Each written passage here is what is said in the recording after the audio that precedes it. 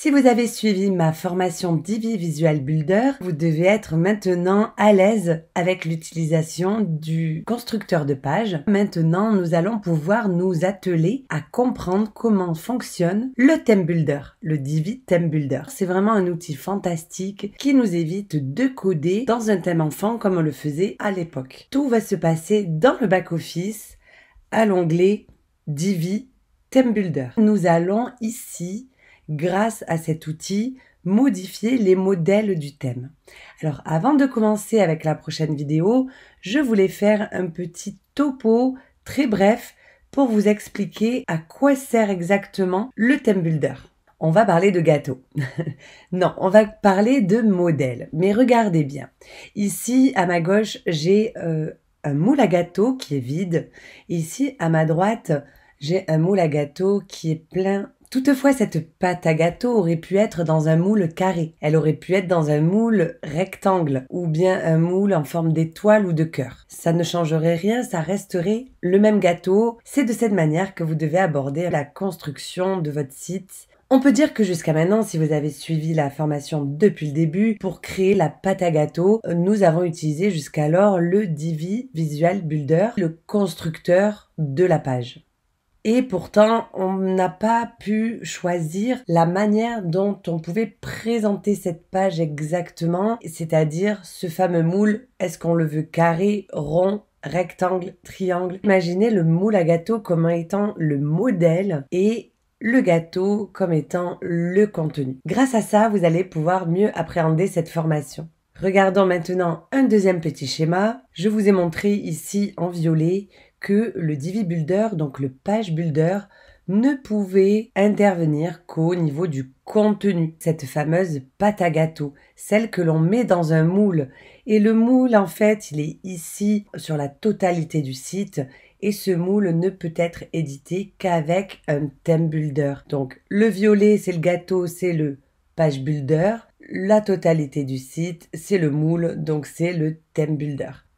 Sur ce schéma, j'ai fait un exemple. C'est typiquement le modèle utilisé pour les articles de blog. Il y a eu le header en haut, le footer, à droite, il y a une sidebar. Éventuellement, le thème nous propose des options pour la supprimer ou pour la mettre à gauche, mais ça, ce sont des options. On ne peut pas agir à même la page pour changer cela. Imaginons maintenant que vous ne souhaitez pas de sidebar et puis peut-être que vous souhaitez que l'arrière-plan est une couleur spécifique sur ce modèle précis, par exemple, et peut-être que sur un autre type d'article, vous souhaitez une autre couleur, comme ceci.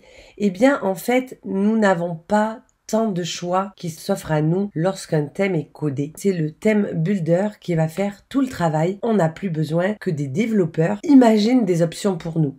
On va juste utiliser les outils pour placer les choses où l'on souhaite. On va pouvoir agir depuis le back-office. C'est ça qui est très intéressant. Et pour encore mieux comprendre, voici l'architecture d'un thème. Donc je suis allée dans WP-Content, thème, Divi, et je suis venue voir ici de quoi était composé le thème Divi. Voici ici le fichier page.php. Voici ici le fichier single.php. Eh bien, ce type de fichier, ce sont finalement des modèles qui ont été codés pour nous. Si j'ouvre le single.php, c'est le fichier qui est utilisé pour afficher les articles de blog. À l'époque, nous devions s'y connaître fortement en PHP pour pouvoir modifier ce code. Eh bien, ce temps est révolu. On va pouvoir tout réaliser avec le Theme Builder depuis le back-office. Mais qu'est-ce qu'elle raconte, Licia?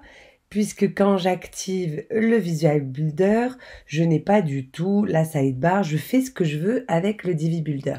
Alors oui, c'est vrai, vous faites ce que vous voulez, mais je le répète, nous n'arrivons toujours pas à modifier l'entête du site, nous n'arrivons toujours pas à modifier le pied de page du site, ça va bien au-delà sur d'autres types de pages. Regardez ce qu'il se passe si je me rends sur la page du blog qui liste tous vos articles. Il n'y a aucun bouton en haut pour activer le Visual Builder, contrairement à cette page où il y a bien le bouton qui me permet d'activer le Visual Builder. Eh bien, c'est normal parce que ce sont des pages dynamiques et sur les pages dynamiques, un page builder ne peut pas intervenir. Parce que ce n'est pas vous qui décidez de ce qui apparaît sur cette page, c'est bel et bien WordPress et nous ne pouvons pas non plus l'activer sur d'autres pages dynamiques telles que les pages d'archives du blog par exemple. C'est pourquoi nous avons cruellement besoin d'un theme builder pour pouvoir créer le design que l'on souhaite sur ce type de page. Alors comment ça marche? On va à l'onglet Divi Theme Builder. Ce Divi Theme Builder à la base est déjà constitué d'un modèle de site par défaut et on voit qu'il est vierge et ici nous avons la possibilité d'ajouter un nouveau modèle. Donc à partir de maintenant, vous avez le droit de faire ce que vous voulez avec les modèles du site. Je vous donne rendez-vous dans la prochaine vidéo.